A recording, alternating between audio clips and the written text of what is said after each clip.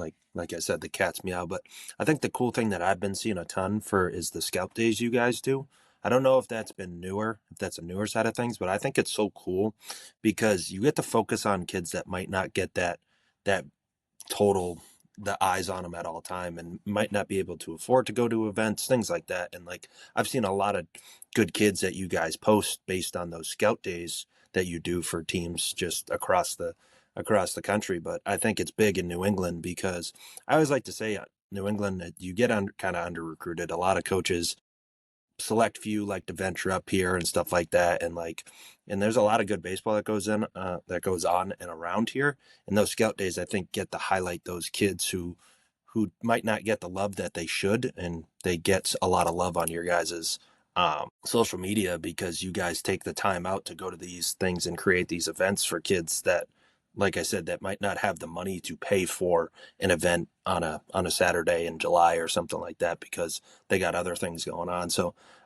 it's cool that you guys kind of have like things that are scheduled, but also that are in place. Like, hey, you don't have to go to these big events, or if you're lucky enough to get picked for that event, you can do a local scout day and still get the exposure that someone might get if they're going to these huge events. So I think it's really cool that you guys do both sides of the coin because a lot of kids, like I said, it's hard for parents to fork over some money to go to these events, but you guys host these pro days, and it's good for college coaches, even high school coaches, to see these kids play that they might not get the attention that they deserve.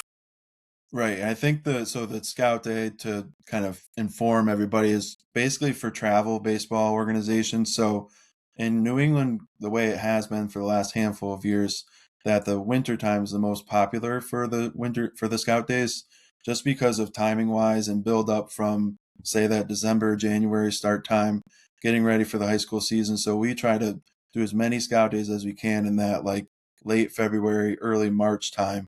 So the pitchers are almost fully ready to go. They could really let it go a little bit and get some good numbers on Trackman, and the hitters get the same thing on Trackman, their blast numbers. So first off, they can see really where they are after all their off-season work, and then they can have a little basis before the high school season. Take those numbers, promote those to the colleges for their high school season with their schedule, or if they're not ready for the recruiting period, really taking those numbers and then carrying them into the summertime. Like you had mentioned, that they are larger events, the top prospect games. We do have some scout days in the summertime, but like you said, with tournament schedules and school wrapping up and all those different things, vacations, like it turns into a lot. It's a busy summer. So, and our top prospect games as well are only during the week.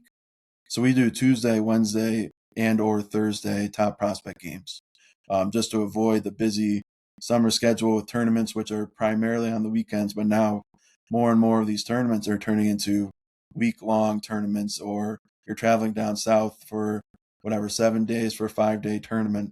So we try to be as accommodating to that as possible for us to be able to see players, but also for obviously the players themselves and the families that are spending the money and doing the traveling and getting themselves to be in as many places as possible to maximize on their baseball experience in the busy summer ahead. So I think one more thing I just want to touch on the scout days. Do you allow college coaches to go there, or is it kind of like a private like type workout thing and then you post it on social media? good question. So we are open to college coming. So with our platform, with Prep Baseball platform, we have over 1,000 college subscribers that are subscribed to our Prep Baseball platform, our website, prepbaseballreport.com, with all of our different locations, different states on there. Under the New England tab, we'll have all of our events and rankings and player profiles, so you can easily search a name.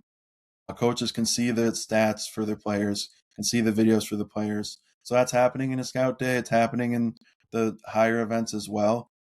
Scout days, I would say, are not as large in the college coach capacity, just because of, I think, of the range of players.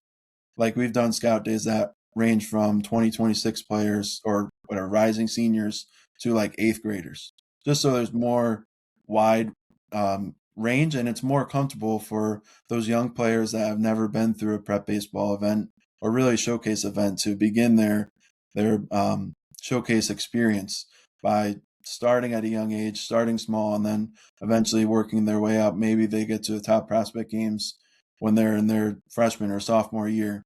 Um, so colleges are being exposed to that. We try to do as much as we can on social media to promote, obviously, ourselves, but the players as well. That's the most important thing. So really, the colleges are being there in multiple different avenues, whether it is a scout day or if it's at the top prospect games or any other event that we have, whether big or small.